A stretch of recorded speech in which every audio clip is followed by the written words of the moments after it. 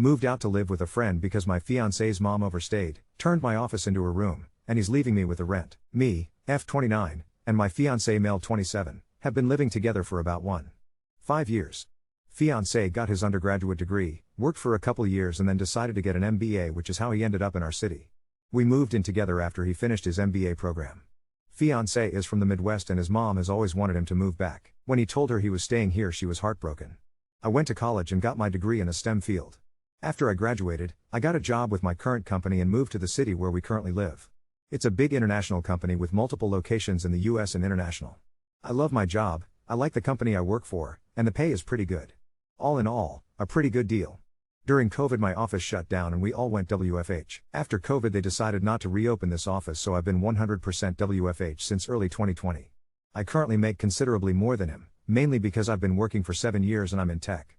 I had been living by myself in a 1-bedroom apartment and just had my office set up in the living room since it was just me. When we moved in together, we decided to get a 2-bedroom apartment so I could use the extra room as an office. Because of this I was paying 2/3 of the rent and he paid 1/3. We split everything else 50-50. So the problem started this past May. Fiancé's mom told him she wanted to move to our city to be closer to him. She asked if she could stay with us while she looked for a job and got settled. She's a teacher, so figured she'd be able to get a teaching job pretty quickly.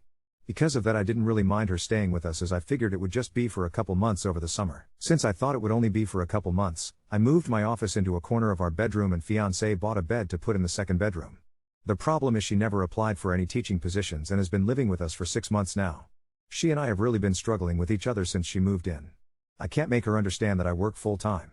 She constantly interrupts while I'm working, which is bad enough, but she even interrupts when I'm on Teams calls. She always asks me to take her places BC she doesn't like to drive in our city.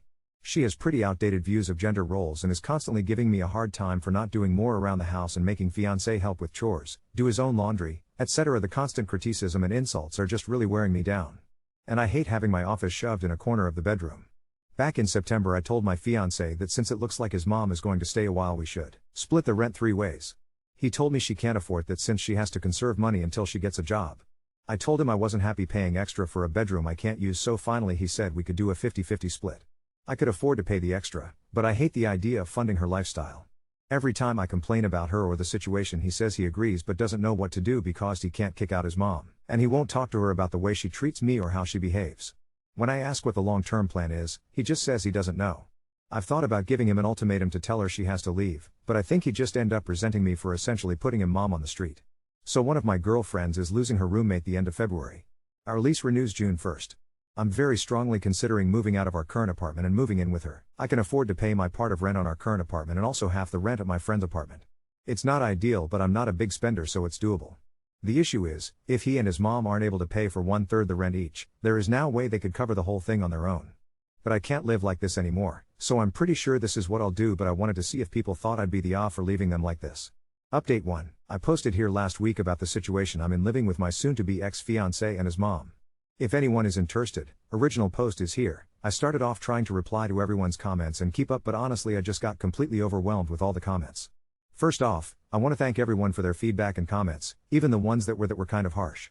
Actually, probably especially the ones that were kind of harsh. I really needed some tough love to make me realize that I was letting my STB ex and his mom take advantage of me. The more comments I read, the more pissed off I got. Honestly, I think I'm more pissed at myself for allowing this to happen and not advocating for myself more. This past weekend I got my STB ex alone so we could talk, which was actually harder than it should have been. His mom always tries to tag along when we do anything. Going through all the comments everyone left and the PMs people sent really helped me decide how to approach this. And also, brought up a lot of good questions I should have thought of myself. Back to the discussion with the ex, I wanted to give him one more chance to pick us over his mom, not because I thought he would, but I just wanted to be able to tell myself I give him the opportunity. I explained again about how unhappy I am with the situation, how it's affecting my work because of her constant interruptions, and just being unhappy and uncomfortable that I'm forced to work out of a corner in our bedroom. And I reminded him that until a few months ago I was paying the majority of the rent, and being that I make so much more than him, it's really my salary that keeps us all afloat. And I also brought up, again, the way she treats me and talks to me. And he replied the same way he has been. He agrees it's not right how she acts and that it's really uncomfortable for us all. WTF. I don't care if she's uncomfortable. Previously I would have dropped it there. But this time I told him how angry and disappointed I was that he let me pay for 2/3 of the rent when she first moved, and how unfair it was that I'm still paying for half when there are 3 people living there and she is the only one with her own bedroom. It was the same story. She has to conserve money since she doesn't have any income currently. Which brought up the question of where all her stuff went when she moved. What money does she use for incidentals? So evidently, when she got divorced, she asked for the divorce after my ex went off to college. It doesn't sound like her husband/ex's dad wanted the divorce. His dad bought her out of the equity in their house. Ex didn't have any idea how much that was or how much is left. But until she moved here she was working full-time as a teacher and living in a small apartment, so she should not have had to tap into the divorce settlement money very much. Other than that, ex didn't have much insight to her finances other than what she told him, that she has to conserve money. I told him straight up that I'm moving out before the end of the month. And from now on I'm only paying 25%, as some of the commenters pointed out. She has a whole bedroom while I have to share with a man-child, so she should have to pay twice as much, and after I move out I'm not paying for anything else, no utilities, no food, nothing other than rent. I have a pretty idea what his finances are like, and if he has to pay 75% of the rent all by himself it's going to take a huge chunk of his net income. And after he pays utilities and buys groceries there won't be anything left for incidentals. Rent was due on the 1st but it's not late until after the 5th, so he has 2 days to come up with $1. If he doesn't come up with it and I end up covering, then I'll reduce the amount I pay in future months. The only reason I'm going to keep paying any of the rent is even after I move out, I'm still on the hook. I talked to the leasing office and they explained that since ex and I signed a single rental agreement together, e.g., one contract we both signed as opposed to 2 contracts we signed individually, we are both responsible for the rent. They don't care who actually pays as long as it gets paid. The only alternative would be if he agrees to sign a new lease by himself, or together with his mom. But in all likelihood he wouldn't be able to pass the credit check on his own, so I'm kind of stuck. I don't think he'll do anything stupid tough because he's going to need to find someplace to live after this and a collection on his credit report wouldn't be good. I also told him that I'm going to find someplace to work during the day until I move so she can't bother me. My friend I'm moving in with said I could work there during the day since she and her current roommate have in-person 9-5s. I took her up on that for now. After living with his mom, I'm not about to overstay my welcome so I'm going to find some other options that I can rotate through. Someone suggested checking out the public library, or if it comes to it I'll get a membership at one of those work kind of places. Just in case, I brought my important papers/files/valuables and my friend is storing them for me until I move in. He really didn't take it well. The surprising thing to me is that he was surprised by everything. He seemed really shocked that I wasn't prioritizing his mom. I really got the feeling that he sincerely believed I wanted to take care of her as much as him, and he kept saying stuff like, "What about my mom? What am I going to tell her? That's how she is, but we still need to help her," etc. He asked about our relationship and the engagement. I told him after I move out I need some space from him. In a few months when we've both had some time/space to process what happened, if we both agree we can talk about the relationship. But he'd have to prove that he's going to have my back going forward and will set boundaries with his mom. I told him that just to avoid more drama, but I don't see a future in which we are together. I told him he needs to tell his mom because she's not my responsibility or problem and she'll know something's up when I start moving my stuff out. He hasn't told her what's going on yet, but this weekend I'm going to start moving things so he doesn't have much time. My friend's current roommate starts a new job in another state on the 3rd, so in reality I can probably move in 2 to 3 weeks, just depending when she actually leaves. I don't expect him to do anything bad, other than sulk and complain, but if he does something stupid, or doesn't pay his part of the rent, the ace up my sleeve is I'll tell the leasing office his mom moved in, which is prohibited in the lease. Honestly, getting evicted would solve a lot of my problems right now, so it's a pretty valid threat I think. Now that I've mentally and emotionally separated myself from him and his mom, I'm looking forward to her reaction when he tells her what's going on. If it gets too ugly, I'll find a cheap Airbnb or hotel or something. I've had some friends, including the one I'm moving in with, offer to let me couch surf for a few weeks, but I just can't do that to someone else. So, that's it. I'm leaving and I really don't care how that affects them. Update 2. Hey everyone. I've been getting a lot of requests for updates, so I wanted to let everyone know how it went when ex's mom found out about me not covering all the rent and moving out. Last week I started working out of my friend's apartment, the one I'm moving in with, so I didn't see ex's mom on Monday. Tuesday around lunch she sent me text asking where I was. I told her I was working and I'd be home late tonight.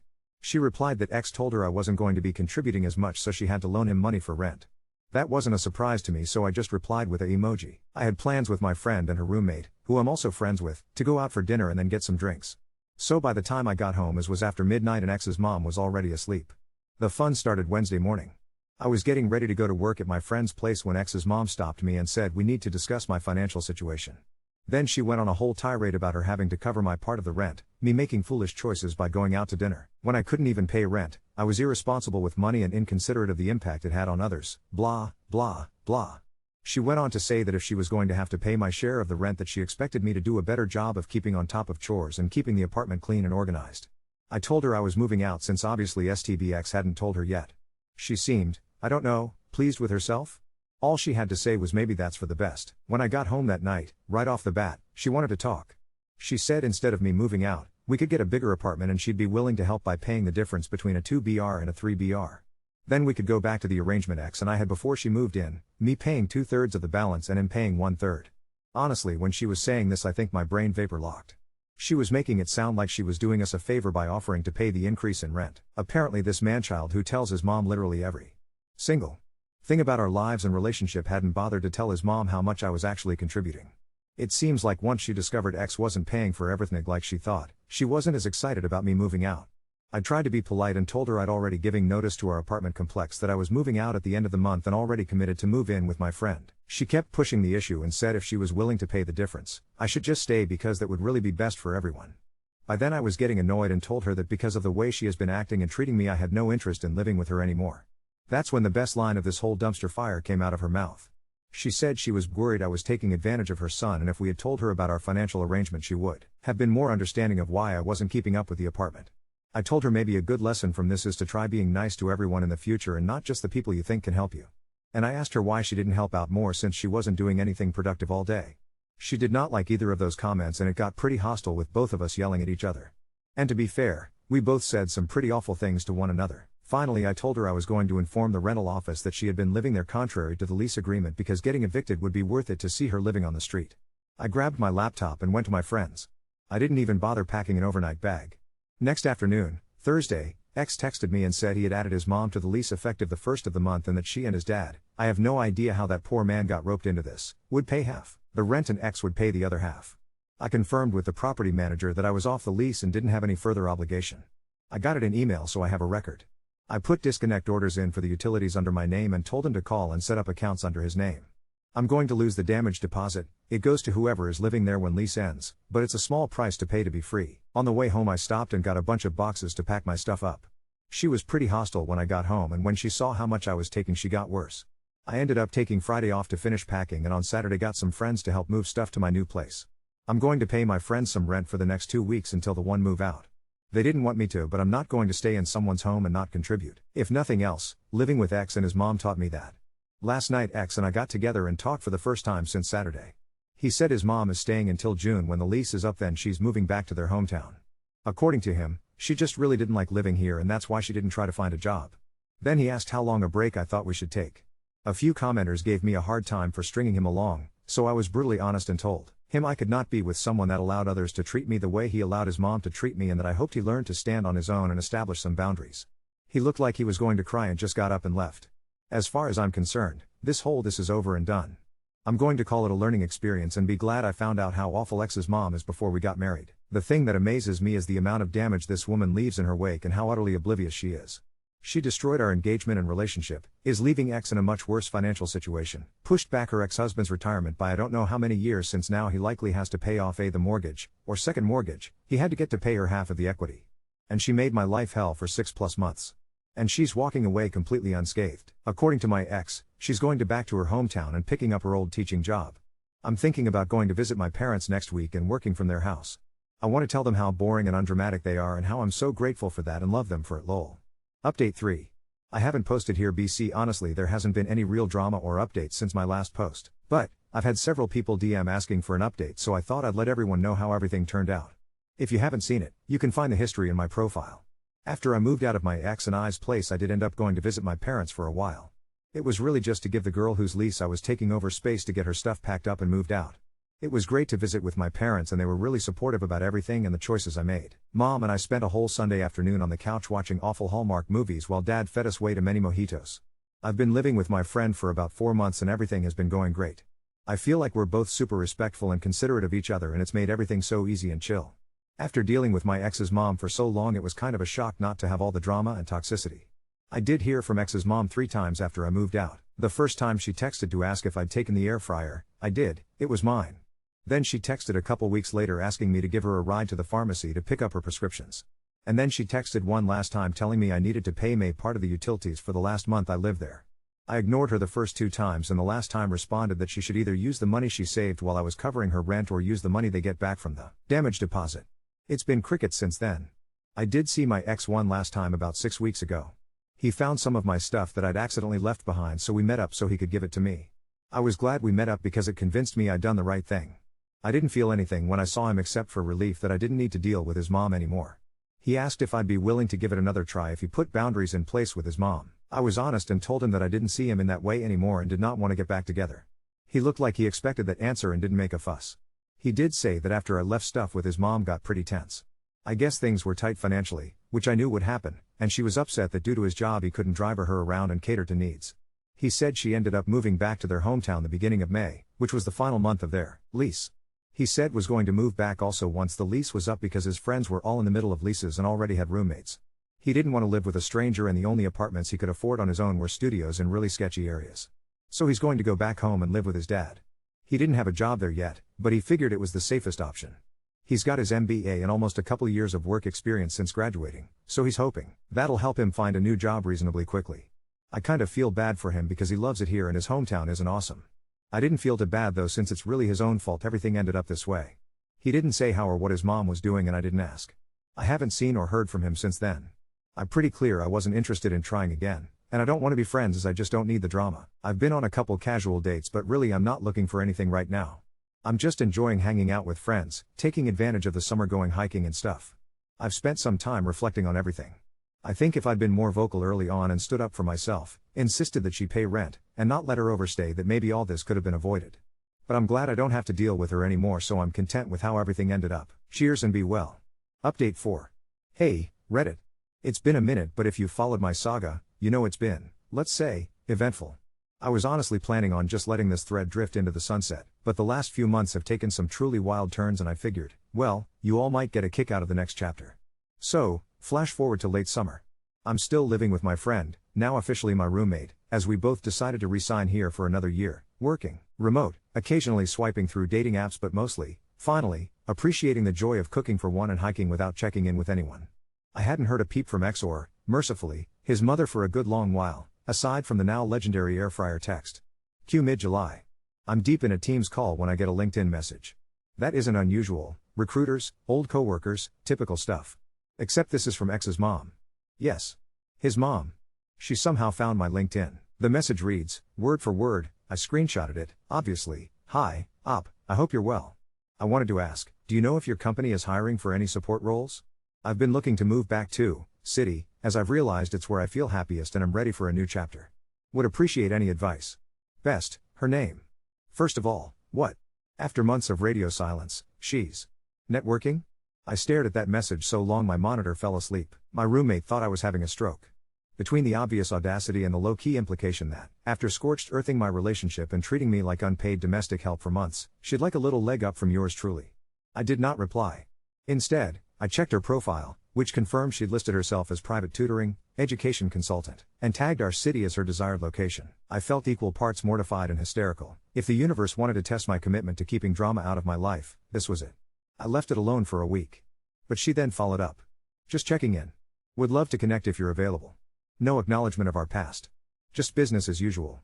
Also, my company does not hire non-locals for in-office support roles, but the idea of having her as a coworker had me briefly considering a career change too. I don't know, underwater welding, a little backstory filled in by a mutual friend. Apparently, her move back home lasted all of 6 weeks before she realized she missed the city life, and moved in with a cousin here.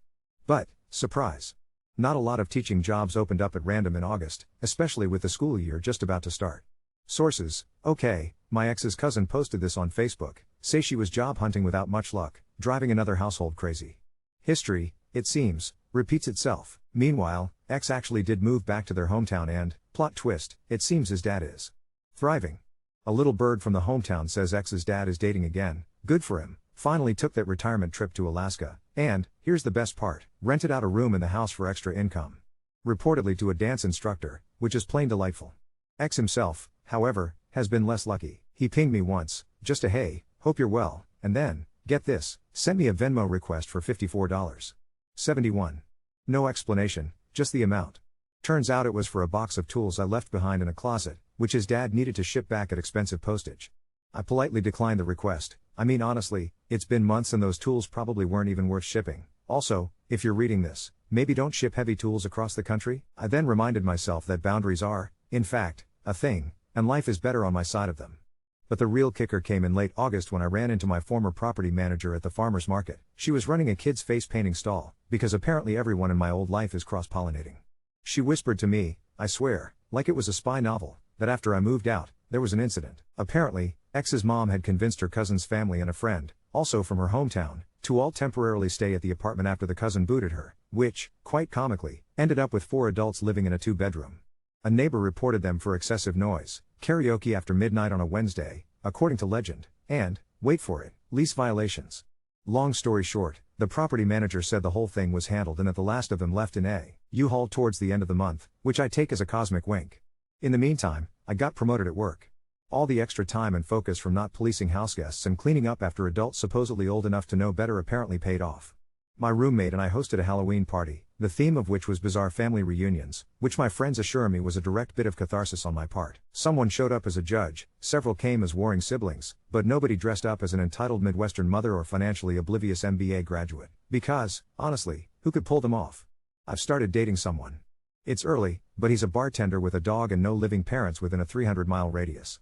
He calls his own mom, loves to cook, and thinks family drama is watching Netflix documentaries.